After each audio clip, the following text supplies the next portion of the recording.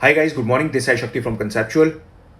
तो गाइस, एक और ट्रेडर हैं जिन्होंने वही गलती की है जिसके लिए मैं आप लोगों को हमेशा मना करता हूं कि भाई ये गलती नहीं करनी, अदरवाइज आपको मार्केट में बड़ा नुकसान लेना पड़ सकता है। और गाइस, यहाँ पे जो इनका नुकसान है वो है 1,75,000 रुपए का, जो कि इन्होंने किया है बैंक निफ्टी की 36,000 की कॉल में, जहां पे इन्होंने 700 क्वांटिटी में पोजीशन बनाई है। इन्होंने बाय किया है 36,000 की कॉल को 415 के भाव पे, और अभी भाव टूट के 165 पे आ चुका है। एलटीपी दिखा रहा है 165। तो गाइज, ये वीडियो उन ट्रेडर्स के लिए जो अभी मार्केट में नए हैं, ताकि ये गलती वो ट्रेडर्स ना करें, आप लोग ना करें, और आपको कहीं बड़ा नुकसान ना हो जाए। तो गाइज, आइए फटाफट से देखते हैं क्या गलती इन्होंने की है और इनकी क्या स्टोरी है। तो यहाँ पे गाइज, ये बता रहे हैं कि इन्होंने एक ट्रेड लिया जहाँ पे कुछ नेटवर्क इशू आने की वजह से इनको हैवी नुकसान हो गए। यहाँ पे नेटवर्क इशू आया जिसकी वजह से ये अपना ट्रेड नहीं काट पाए और उनको 1,75,000 रुपये का नुकसान हो गया। तो मेरे भाई देखो, ये दिक्कत किसी के साथ भी आ सकती है, कभी भी आ सकती है। आप अगर स्क्रीन के सामने नहीं हो, आप अगर बिजी हो गए, आपका अगर नेटवर्क नहीं आ रहा, कोई टेक्निकल ग्लिच आ गया, एनएससी की साइड से कोई प्रॉब्लम आ गई, ब्रोकर के एंड पे कोई दिक्कत आ गई जिसकी वजह से आप अपनी पोजीशन नहीं काट पा रहे, तो मेरे भाई हमेशा ट्रेड लेते ही इमीडिएटली, जैसे ही आपने ट्रेड लिया, बाय किया आपने 415 के भाव पे, जो भी आपका स्टॉप लॉस है वहां पे इमीडिएटली लगा दो। क्योंकि आपको नहीं पता, कुछ अर्जेंसी आ जाएगी, आप स्क्रीन के सामने नहीं होगे, आप बिजी हो जाओगे, आप जॉब करते हो, आप बिजनेस में हो, बहुत सारी चीजें हो जाती हैं। तो वहां पे आपका स्टॉप लॉस होना चाहिए, और ये स्टॉप लॉस की आदत बनानी है। ट्रेड लेते ही अपना स्टॉप लॉस लगाना है। जैसे ही यहाँ पे एंट्री किया, अगर मैंने यहाँ पे एंट्री किया होता 415 के भाव पे, मेरा यहाँ पे छोटा सा स्टॉप लॉस होता 60-70 पॉइंट का, और वहां पे मैं इमीडिएटली अपना स्टॉप लॉस लगाता। जैसे ही मेरा स्टॉप लॉस हिट, इमीडिएटली मेरी पोजीशन जो है एग्जिट हो जाएगी। मैं चाहे स्क्रीन के सामने हूं या नहीं हूं, कोई टेक्निकल ग्लिच आ गया, एनएससी की साइड पे कोई प्रॉब्लम आ गई, भाव जो है ऊपर नहीं चल रहा है, बैक एंड पे प्रोसेस चल रहा है, मेरा स्टॉप लॉस जो है मुझे बचा लेगा। तो मेरे भाई, स्टॉप लॉस होना बहुत जरूरी है, और ये स्टॉप लॉस जो है इमीडिएटली लगाना होता है जैसे ही आपने अपनी पोजीशन बनाई। पर यहाँ पे एक और चीज देखने को मिल रही है गाइस, यहाँ पे इनकी क्वांटिटी देखो, क्वांटिटी कितनी बड़ी है। और ये एक नए ट्रेडर हैं जिनको अभी ज्यादा एक्सपीरियंस नहीं है मार्केट का। तो नए ट्रेडर्स जो भी ये वीडियो देख रहे हैं भाई, आपको 700 क्वांटिटी में ट्रेड तो कभी भी नहीं लेना अगर आप कॉन्फिडेंट नहीं हो, अगर आप इस तरह की गलतियां करते हो, अगर आप ट्रेड लेते ही अपना स्टॉप लॉस नहीं लगाते, इसका मतलब अभी आप बड़ी क्वांटिटी में काम करने के लिए सक्षम नहीं हुए। एक नए ट्रेडर को छोटी क्वांटिटी में ही ट्रेड करना है, क्योंकि वो काफी सारी गलतियां करेगा जिसकी वजह से उनको नुकसान लेने पड़ सकते हैं। तो यहां पे अगर एक लॉट या दो लॉट में अगर ट्रेड लिया होता तो इनके लिए एक लर्निंग एक्सपीरियंस होता, ये गलती वो दोबारा नहीं करते, और इनको बहुत छोटी सी कॉस्ट देनी होती ये गलती समझने के लिए।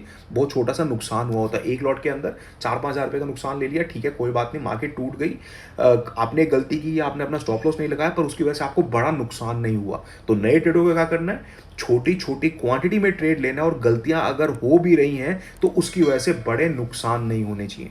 और यहाँ पे देखिएगा, ये एक चीज लिख भी रहे हैं कि एकदम से हैवी लॉस हो गया था, इतना बड़ा दिल नहीं था कि अपनी पोजीशन को काट पाते। तो ये भी होता है, ये हर किसी के साथ हो सकता है, और ये ह्यूमन नेचर है। ट्रेडर्स की साइकोलॉजी यही रहती है, जो नए होते हैं मार्केट में, कि बड़ा नुकसान हो गया यार, अब नहीं काट सकते अपनी पोजीशन को, इतना बड़ा नुकसान नहीं ले सकते, और उस पोजीशन को वो होल्ड करेंगे डे के एंड तक। तो ये तभी होता है जब आपकी क्वांटिटी हैवी होती है, जब आपको इतना बड़ा नुकसान दिख रहा होता है कि जितना बड़ा नुकसान आप अफोर्ड नहीं कर सकते, तो आपकी हिम्मत नहीं होती कि आप उस नुकसान को काट दो, उस पोजीशन को एग्जिट कर दो। आप वहां पे बने रहते हो, दिन के आखिर तक वेट करते रहते हो, जो कि इन्होंने यहां पे की। एक ट्रेड लिया, नुकसान दिखा दिया, अब ये चाहते थे कि मार्केट पलट जाए, किसी भी तरह बैंक निफ्टी जो है ऊपर की तरफ चला जाए, और वहां पे इनका ट्रेड जो है या तो प्रॉफिटेबल हो जाए या फिर ये कॉस्ट पे एग्जिट कर पाए। पर वो टाइम आया ही नहीं, मार्केट जो है लगातार नीचे जाती रही, और इनका नुकसान जो है डे के एंड तक बढ़ गया। तो मेरे भाई, जहां पे भी नुकसान देखो यार, जरूरी नहीं है कि आपने उसी ट्रेड से ही पैसा रिकवर करना है, उसी ट्रेड से आपने नुकसान की भरपाई करनी है। आपको नेक्स्ट ट्रेड देखना होता है। अगर नुकसान हो भी गया, नोड़ा बिग डील, नुकसान सभी को होते हैं, मुझे भी नुकसान होते हैं, आप लोगों ने मेरे को भी देखा होगा नुकसान लेते हुए। कई बार तो दिन की शुरुआत में नुकसान हो जाता है, ट्रेड लिया नुकसान, पर उसकी रिकवरी जो है सेम ट्रेड से नहीं करनी होती, उस पोजीशन में बने नहीं रहना होता। मार्केट में और अपॉर्चुनिटीज आएंगी, सेम डे आएंगी या नेक्स्ट डे आएंगे, आपका नुकसान रिकवर हो जाएगा अगर आप एक डिसिप्लिन ट्रेडर हो। पर नया ट्रेडर यही कोशिश करता है कि भाई एक पर्टिकुलर स्टॉक पकड़ लिया, अगर उसने नुकसान दे दिया तो वहीं पे एवरेज करनी है, वहीं पे क्वांटिटी बढ़ानी है, और उसी से नुकसान को रिकवर करना है, जो कि बहुत ही गलत चीज है। या फिर ऑप्शंस में भी मैंने यही करते हुए देखा ट्रेडर्स को, कि अगर एक स्ट्राइक प्राइस में काम कर रहे हैं, वहां पे नुकसान हो गया, तो उसको रिकवर उसी स्ट्राइक प्राइस से ही करने की कोशिश करते हैं, डे के एंड तक वेट करते हैं जो इन्होंने की, और अपने ट्रेड को नेक्स्ट डे के लिए होल्ड भी कर लेते हैं, जो कि इन्होंने यहाँ पे किया। इन्होंने अपनी पोजीशन को अब होल्ड कर लिया मंडे के लिए, और अब थोड़े से यहाँ पे वरीड है कि क्या होगा इस पर्टिकुलर ट्रेड का, क्या मार्केट ऊपर जाएगी, क्या कॉल का प्राइस बढ़ेगा, क्या ये नुकसान अपना रिकवर कर पाएंगे। तो मेरे भाई देखो, अभी तो इस कॉन्ट्रैक्ट को 4-5 दिन है, हो सकता है कि मार्केट में एक उछाल आ जाए। लेट्स होप इनका ट्रेड जो है प्रॉफिटेबल हो जाए, मार्केट ऊपर चली जाए और ये कॉस्ट के आसपास यहाँ पे कुछ प्रॉफिट लेके एग्जिट कर पाए। पर गाइस, हमेशा मार्केट हमारे हिसाब से नहीं चलती, जो हम सोचते हैं मार्केट वैसा बिल्कुल भी नहीं करती, और मार्केट में अगले दिन कोई न्यूज़ अगर नेगेटिव आ गई तो यहाँ पे प्राइस जो है बहुत तेजी से नीचे भी आ सकता है। और ये वाली जो इनकी कॉल है, अब तो ये आउट ऑफ द मनी हो चुकी है, 36,000 की कॉल है ये। और यहाँ पे टाइम डीके का भी इम्पैक्ट होगा, मार्केट अगर फ्लैट भी खुलती है तो भी वहाँ पे कुछ पॉइंट्स इनके हाथ से चले जाएंगे। और अगर मार्केट नीचे खुलती है तो वहाँ पे तो डेफिनेटली इसका प्राइस जो है बहुत तेज़ी से नीचे आने वाला है, जिसकी काफ़ी ज़्यादा उम्मीद भी है कि मार्केट थोड़ा सा नीचे खुलेगी और वहाँ पे प्राइस जो है थोड़ा सा टूट सकता है। तो गाइज, ये गलती कभी नहीं करनी कि भाई अपना लूजिंग ट्रेड है उसको नेक्स्ट डे के लिए होल्ड कर लो। विनिंग ट्रेड अगर है तो नेक्स्ट डे के लिए होल्ड कर सकते हो। वहां पे मैंने काफी सारे ट्रेडर्स को देखा ये चीज करते हुए कि एक ट्रेड लिया, 400 में कुछ खरीदा, भाव हो गया 700 300 पॉइंट बना लिए, वहां पे उन्होंने कुछ प्रॉफिट अपना बुक कर लिया, जो उन्होंने कॉस्ट लगाई है वो एग्जिट कर ली, जो उन्होंने पैसा लगाया था, जो उन्होंने कैपिटल इसमें लगाई थी वो उन्होंने बाहर निकाल ली, बाकी उनका सिर्फ और सिर्फ प्रॉफिट है जिसको वो होल्ड कर रहे हैं नेक्स्ट डे के लिए। और वहां पे इनका कई बार जैकपॉट भी लग जाता है अगर नेक्स्ट डे भी मार्केट जो है ऊपर खुल जाए, कोई पॉजिटिव न्यूज आ जाए तो। पर ऐसा जरूरी नहीं है कि मार्केट हमेशा उसके बाद, अगर आपका विनिंग ट्रेड है नेक्स्ट डे के लिए होल्ड कर रहे हो तो मार्केट ऊपर ही खुलेगी, आपको प्रॉफिट ही देके जाएगी। इट ऑल डिपेंड्स कि मार्केट में अगले दिन क्या खबर है जिस पे मार्केट चलने वाली है। मार्केट गिरने वाली है, कोई नेगेटिव न्यूज आ गई तो मार्केट को गिरा भी देगी।